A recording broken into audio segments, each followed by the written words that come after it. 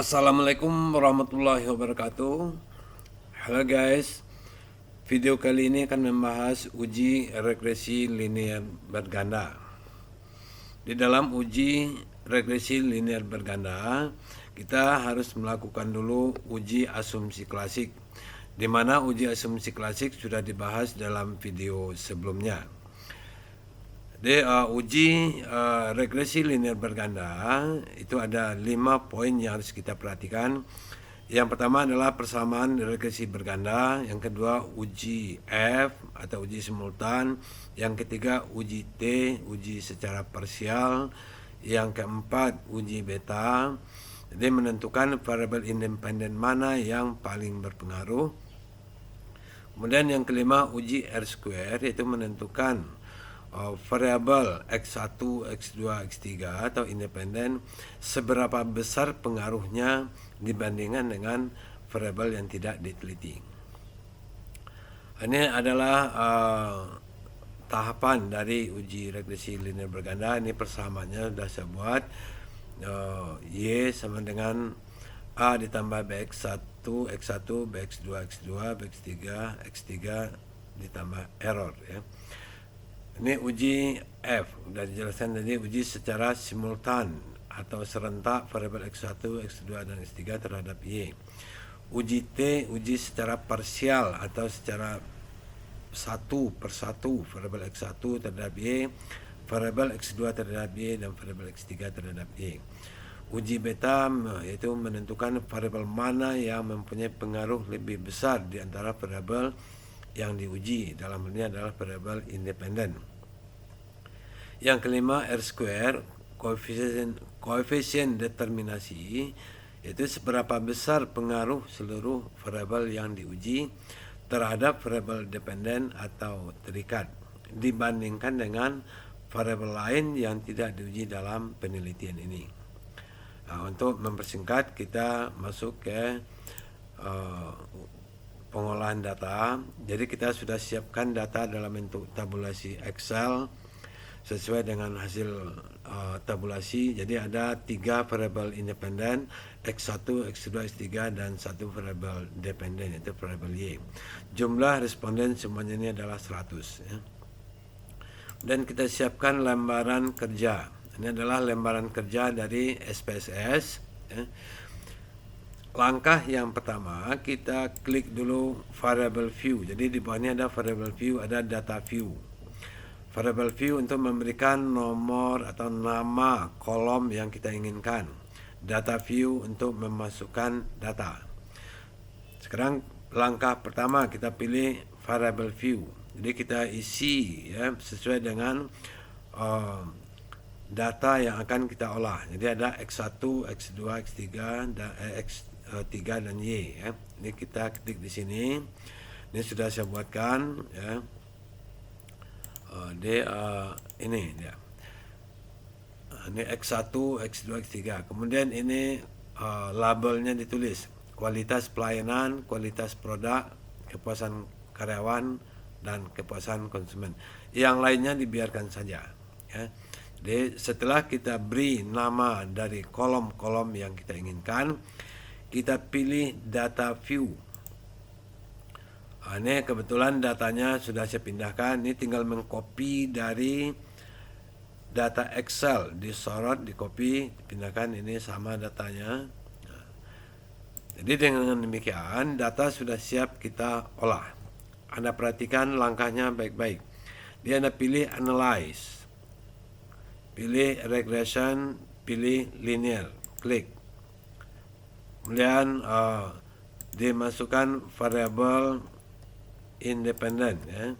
Ini kebetulan sudah diolah tadi. Jadi pilih X1 sampai X3, sorot, masukkan ke independen. Dan variabel Y-nya masukkan ke dependen. Setelah demikian pilih statistik ya. Ini Anda centang estimate, model fit, description, collinearity ya. Kemudian Durbin-Dodson. Ini adalah untuk uji asumsi klasik ya. Kalau kita tidak melakukan uji asumsi klasik, ini boleh diabaikan. dan continue ya. Setelah itu Anda pilih plot. Ini juga untuk uji asumsi klasik. Kemudian Anda pilih as receipt, diklik as receipt, masukkan ke sini ya. Kemudian Z pred ya, di Z pred masukkan ke kolom X ya. Kalau sudah Anda pilih normality ya. Nah, ini Instagramnya boleh ada boleh tidak ya. Dan pilih continue. Nah, sudah Anda klik OK. Tunggu hasilnya. Jadi dapat kita lihat ini hasilnya. Nah, hasilnya ini ya kita hanya membutuhkan yang pertama adalah deskripsi. Jadi deskripsi statistik. Ini tinggal diklik kanan, di copy. Ya. Kalau ingin kopinya dalam bentuk JPEG, pilih copy spesial, pilih JPEG. Maka hasilnya di Word nanti dalam bentuk JPEG. Ya. Kemudian selain ini juga kita butuhkan nanti adalah model summary untuk R-square. Kemudian tabel ANOVA dan tabel koefisien. Jadi ini ada 4 tabel yang kita butuhkan ya.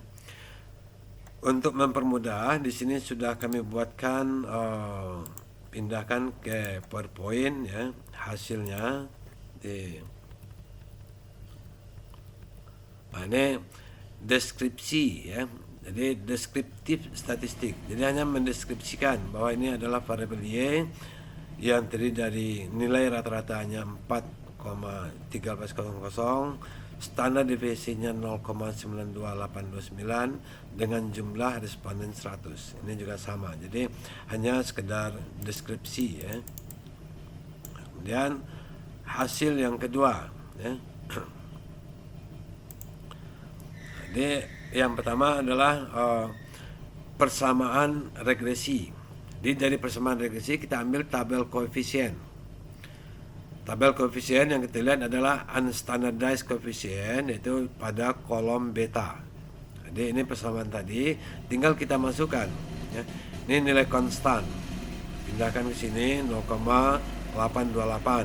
Kemudian X1 0,009 ini dia, dan X3 0,325 ini, dan X3 ya. Jadi dengan demikian ya persamaan regresinya sudah kita peroleh. Dia terjawab yang nomor 1. Kemudian untuk uji T kita ambil nilai tabel masih tetap tabel koefisien. Ya, kalau tadi betanya, sekarang kita lihat nilai signifikannya. Dia aturannya adalah bahwa apabila nilai signifikannya di bawah 0,05 berarti bahwa ininya adalah signifikan. Jadi artinya ada pengaruh ya. Ini ternyata untuk hipotesis yang pertama, X1-nya lebih besar dari 0,05.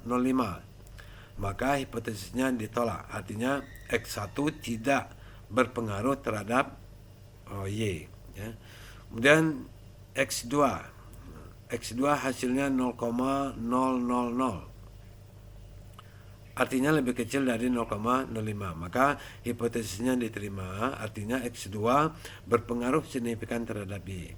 Nah, demikian juga dengan nomor 3 ya. Cukup jelas. Nah, di samping itu ya, kita juga bisa melihat dari nilai T ya, nilai T atau tabel T. Di tabel T ini caranya kita membandingkan ya. Kalau Anda ingin pakai rumus silakan, namun di sini untuk mempersingkat video ini tidak saya jelaskan bagaimana mencari tabel T dengan rumus. Sebaiknya kita pakai tabel T. Di dalam statistik ada yang namanya tabel T, Anda bisa download di Google ya. Nah, di tabel T kita lihat bagaimana cara melihat tabel T. Di ketentuannya tabel T ini adalah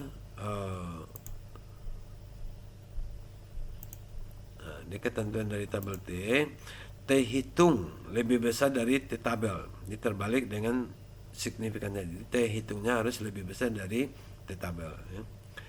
Ini adalah nilai T tabel nih. Nah, kita lihat dalam bentuk tabel biar nggak kita cari-cari secara manual ya. Jadi Anda masuk, Anda cari tabel T di Google, ya. Kemudian Anda lihat di kolom yang nilai di sininya adalah 0,05%, ya.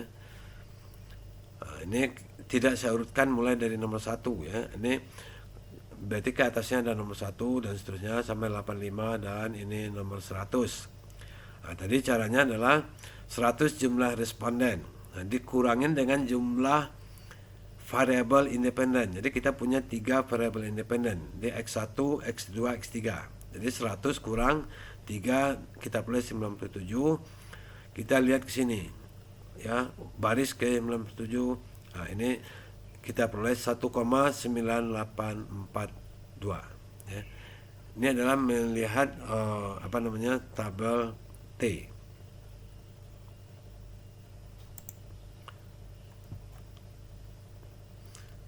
Kemudian untuk tabel F, untuk uji F kita lihat dari ANOVA. Dari ANOVA ya juga kita lihat signifikannya.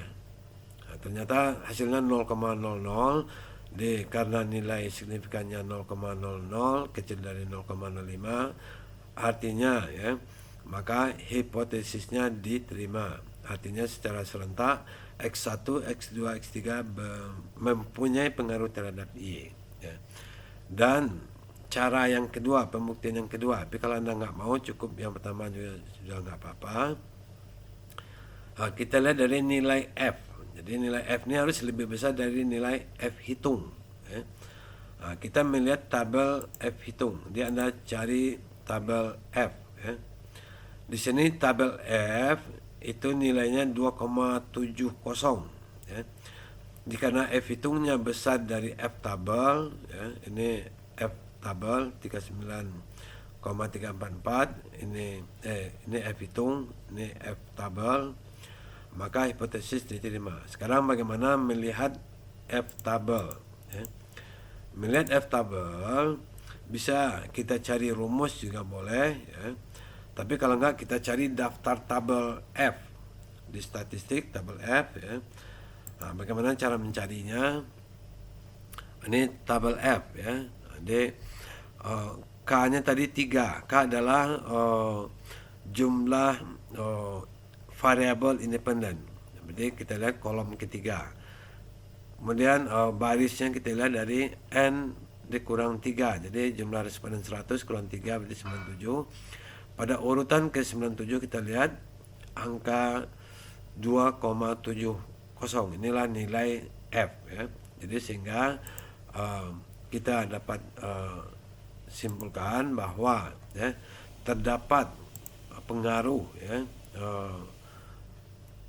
atau pengaruh serentak, ya, variabel X1, X2, X3 terhadap Y, ya. Jadi ini yang uji F. Sekarang kita lihat yang berikutnya adalah menentukan uji beta. Uji beta juga masih kita lihat dari tabel koefisien.